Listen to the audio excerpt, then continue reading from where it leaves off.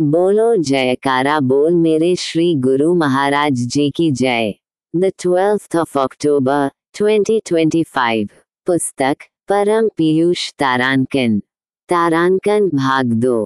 तारांकन प्रकाशक श्री अद्वैत स्वरूप आश्रम, तोपुदाना, हटिया तारांकन, रांची तारांकन, झारखंड। कंपाइल्ड बाय स्कडेवान। आज का पाठ। प्रवचन सम 012। स्थान परमपुरी आश्रम, दी 013 फरवरी 1983। भाग 5। गुरु भक्तों और प्रेमियों। बोलो प्रेमियों, हरिओम हरिओम हरिओम। अब तुम सत्संग की बातें सुनते तो हो, पर उसका असर तुम पर नहीं होता। तुम उसका मनन नहीं करते। सुने और वहीं छोड़ दिया। असल में उन बातों का तुम पर असर उल्टा पड़ता है। जब आदमी शराब पी लेता है तब उसे कर्तव्य अकर्तव्य का भान नहीं रहता। ठीक उसी तरह मोहरूपी मदिरा को पीकर सारा संसार उन्मत्त हो गया है, फलस्वरूप जिस कर्म को करने के लिए वह संसार में आया उसको भूल गया।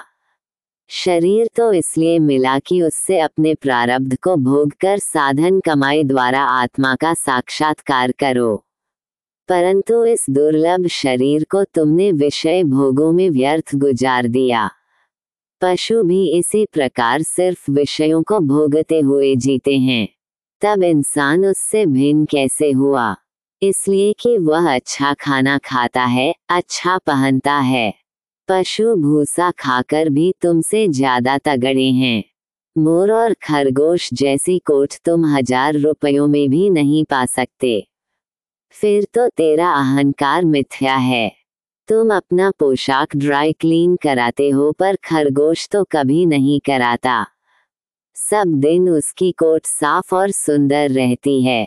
फिर भी तुम मनुष्य अशरफुल मखलूकात कहलाते हो।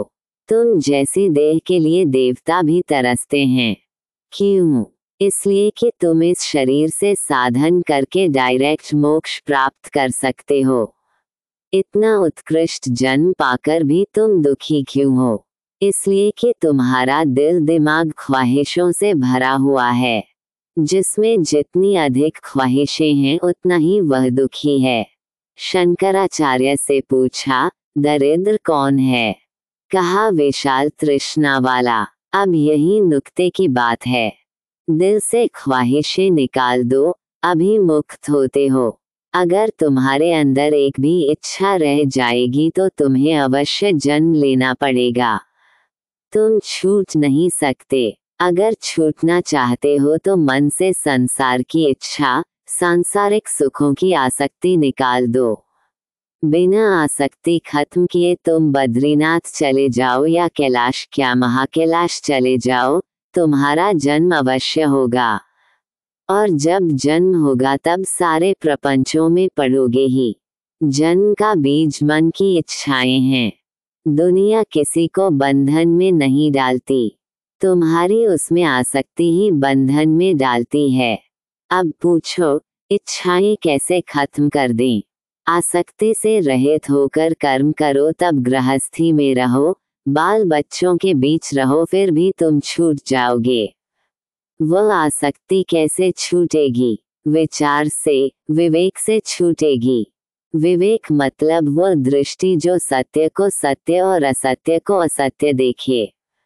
विवेक कहाँ प्राप्त होगा? सत्संग में। सत्संग और साधु सेवा से तुम्हें विवेक प्राप्त होगा।